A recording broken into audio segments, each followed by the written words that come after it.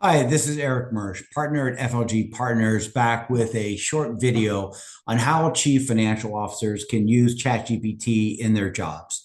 Today, I'm going to show you how to take a document with unstructured data and convert it into Excel that we can use in our jobs.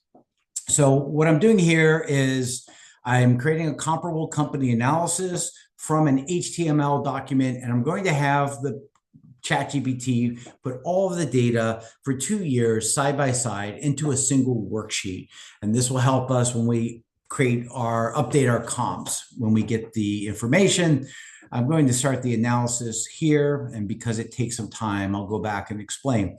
So in this case, I'm using the 10K for JFrog, not a client, the comp, and I'm using an HTML document. And why? So the HTML document has unstructured data, meaning that the data just exists in words on a page. However, the HTML document does in fact have prompts, tags, and templates, and that makes it, what I found is it makes ChatGPT output more efficient.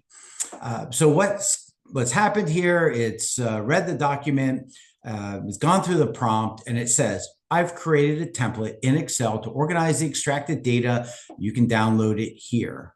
Okay, and then what I am doing, so we save that, then we open it, and here's what we get. And this is what it's saying. It's telling me that this is the table it's going to produce with these line items, and it's going to put the data according to the year in the correct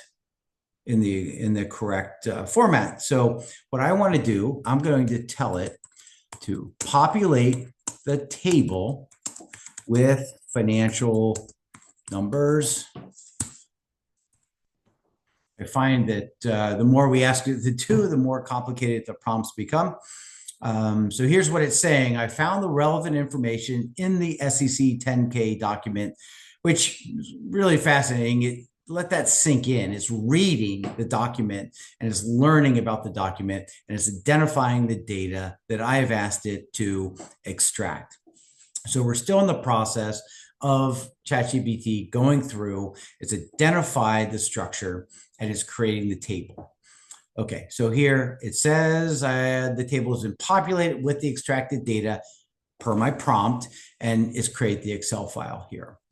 Okay, so we download and save it, and we open it. And this is what we get. It's exactly what I wanted. So it's all the financial information I need to create a comparable analysis.